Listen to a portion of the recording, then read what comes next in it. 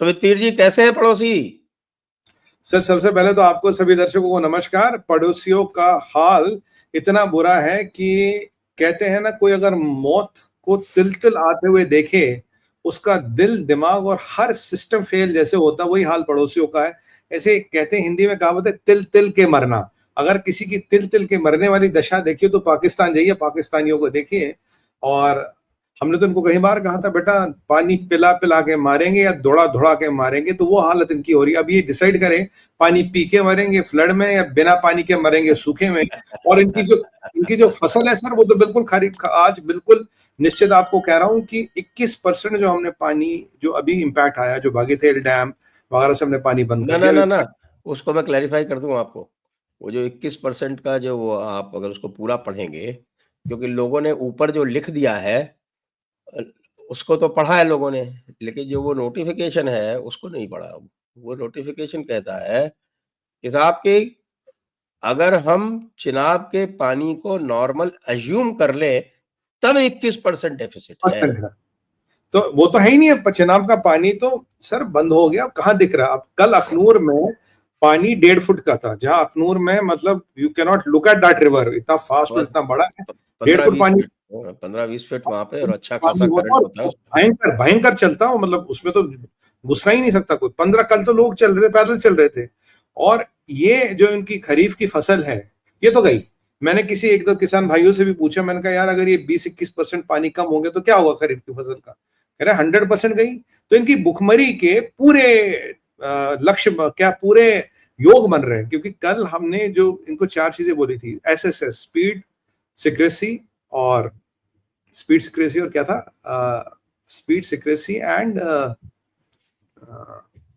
I can't remember one है, speed secrecy और एक और था, और इसमें एक चौथा एस जुड़ जाता है, वो है स्टारवेशन का।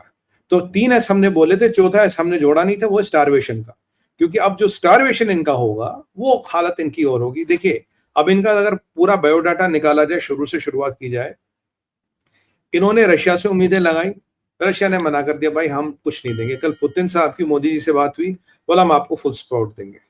अब कल यूएस के हाउस स्पीकर माइक जॉनसन साहब कह रहे हैं कि अमेरिका भारत को पूरा सपोर्ट देगा। जॉन बोल्टन की कहे तो जॉन बोल्टन कहता, भाई अगर आप भारत को सपोर्ट नहीं दोगे तो चाइना इस वॉर में इंटरफेयर करके लॉन्ग रन में अमेरिका के इंटरेस्ट खराब करेगा, और इसलिए अमेरिका के लिए जरूरी है कि आप भाई इनको, भारत को पूरा पूरा सपोर्ट दो और बाकी भूल जाओ। क्योंकि आप भारत को सपोर्ट देके चाइना का इन्फ्लुएंस जो इस वॉर में, उसको कंट्रोल करोगे या कम करोगे। और वो तो ऑलरेडी कह चुके, जो हमारा पहलगाम में हमला हुआ उसमें हमास और हिजबुल्लाह का क्लियर फुटप्रिंट दिखता, जो मैं पहले कह रहा था, आपके चैनल पे भी बोल चुका, इसमें हमास हिजबुल्लाह का फुटप्रिंट बहुत क्लियर है। उसके अलावा ये गए साहब बाकी इस्लामिक ममालिकों के पास, कोई मदद करने को तैयार नहीं, एक्सेप्ट ये आपका अजरबैजान और तुर्किया, बाकी कोई मदद करने को तैयार नहीं। बाकी गुहार लगाने सऊदी भी आया, यूएई भी आया, कुवैत भी आया, पर मोदी जी ने कहा भैया अपना काम करो। और अब जो लेटेस्ट इन्होंने सट्टा लगाया था, वो लगाया था ईरान के विदेश मंत्री अगराची पे। कल अगराची पहुंचा वहां। अब ये सुनने में आया कि इस वीकेंड के, अब 1-2 दिन में यहाँ आएगा। वैसे हमने बुलाया तो है नहीं, आएगा, चलो कोई बात नहीं, चाय वाय पिला देंगे। तो कल डॉक्टर जयशंकर साहब ने बड़ा अच्छा एक स्टेटमेंट दिया, बोला यार हमें अभी पार्टनर चाहिए, प्रीचर नहीं चाहिए, और खास वो preacher who don't practice that at home। तो ये स्टेटमेंट उन सारे उम्मत के लोगों के लिए था, और उन सारे पीसनिक्स के लिए था, जिन्हें लगता है कि भारत की लाइव्स आर डिस्पोजेबल। हिंदू मरा तो कोई बात नहीं, हिंदू तो मरते ही रहते हैं, बट तुम युद्ध वुद्ध मत करो। और मुझे सबसे बड़ा ताजुब होता है ईरान को लेके, सबसे बड़ा इंटरनेशनल प्रॉक्सी ऑफ टेरर, सबसे बड़ा ट्रांसकॉन्टिनेंटल टेरर नेटवर्क को चलाने वाला, दुनिया का सबसे बड़ा आतंकवादी, दुनिया के नंबर 2 आतंकवादी के लिए मीडिएशन करने आया। भाई हमें क्या समझ रखा है, कुछ लिखा है क्या हमारे माथे पे? कुछ लिखा है क्या? तुम्हें लगता है कि हम वो हैं कि तुम आओगे बोलोगे छोड़ दो? मीडिएशन क्या, पाकिस्तान को मत छोड़ो, पाकिस्तान को छोड़ दो, पाकिस्तान को नेस्तो नाबूद मत करो, पाकिस्तान बच जाएगा इंशाल्लाह, फिर आएंगे तुम्हें मारने। कहानी तो यही है। और ये जो डॉक्टर जयशंकर साहब ने स्टेटमेंट दिया, दिल खुश हो गया मेरे स्टेटमेंट को सुन के। मैंने कहा सबको मैसेज दे दिया, go and mind your business. Sir Malaysia वाला क्या फरमा रहा? मलेशिया कह रहा है कि मेरे को पाकिस्तान के साथ सहानुभूतियां है, I understand their position. What the hell you understand their position? और ये ईरान वाले को मैं एक बात बता दूं, तुम्हारे खमेनी ने ट्वीट करके बोला कश्मीर में वही स्थिति है जो गाजा में है। तुम्हारे खमेनी ने कश्मीर को गाजा के साथ कंपेयर किया। तुमने पूरा कश्मीर के टेररिस्ट को साथ दिया, प्रोत्साहन दिया। हमास हिजबुल्लाह का हाथ दिख रहा पहलगाम में, और तुम इतने ब्रेजन हो, तुम इतने जाहिल हो और तुम इतने बेशर्म हो, तुम कह रहे जी मैं आ रहा हूं तुम्हारे नेगोशिएशन करने। क्यों? तुम कश्मीर को एक इंटरनेशनल मसला बनाओगे। आज तुम आओगे, कल 5 और जाएंगे, फिर 10 और आएंगे। जो एक बायलैटरल इशू तो अब है नहीं, खैर अब तो हमारा ही पूरा कश्मीर है, उसको तुम एक इंटरनेशनल बनाओगे और उम्मत के प्ले ग्राउंड पे फुटबॉल बनेगी। कोई यहां खेलेगा, कोई यहां खेलेगा, कोई यहां खेलेगा। और इनको लगता है कि भारत के जो हमारे डिप्लोमेट्स और जो हमारे अफसर लोग ये तो मदरसे से पढ़ के आए, इनकी तरह कुछ भी बोल देंगे, कुछ भी बोल देंगे। और क्या कह रहा है, मेरे बहुत अच्छे रिलेशन है भारत के साथ। एक बात मैं इसको बता दूं अगर आची को, तेरे जैसे आतंकवादी के साथ किसी के रिलेशन नहीं है। तुझे पूरे अमेरिका में कोई नहीं पहचानता, पूरे साउथ अमेरिका में, यूरोप में कोई तुझसे बात नहीं करना चाहता। अबे अनपढ़, अगर भारत के साथ फोटो खिंचाएगा तेरी इज्जत बढ़ेगी, हमारा क्या है, हमारा तो नुकसान ही तेरे साथ फोटो खिंचाने में। अभी ये लोग पूरी कोशिश कर रहे हैं कि माई बाप किसी भी तरह से मोदी जी इनको बचा लो, पाकिस्तानियों को बचा लो, क्योंकि मुल्ला मिलिट्री नेक्सस गया, ये जहाद की फैक्ट्री गई, ये एपिसेंटर ऑफ टेरर गया, तो नया बनाने में बहुत टाइम लगेगा और फिर हम भारत को इतना तंग नहीं कर पाएंगे, भारत की प्रोग्रेस को नहीं रोक पाएंगे। गेम सारा इतना सा है। कहीं से भी देखिए एक ही चीज सुनने मारी, रेस्ट्रेन रेस्ट्रेन रेस्ट्रेन रेस्ट्रेन। अरे भैया, जब तुम्हें अपनी युद्ध लड़ना होता हम तुम्हें रेस्ट्रेन की बातें करते हैं। हमारे लोग मारे जा रहे, कौन सी इनमें से आके गारंटी देगा नया अटैक नहीं होगा? कौन सा इसमें से लिख के देगा पाकिस्तान सुधर जाएगा? कभी नहीं सुधरेगा पाकिस्तान। जब पाकिस्तान को डिसिमेट करने की बारी आ रही तब कह रहे रेस्ट्रेन रेस्ट्रेन रेस्ट्रेन।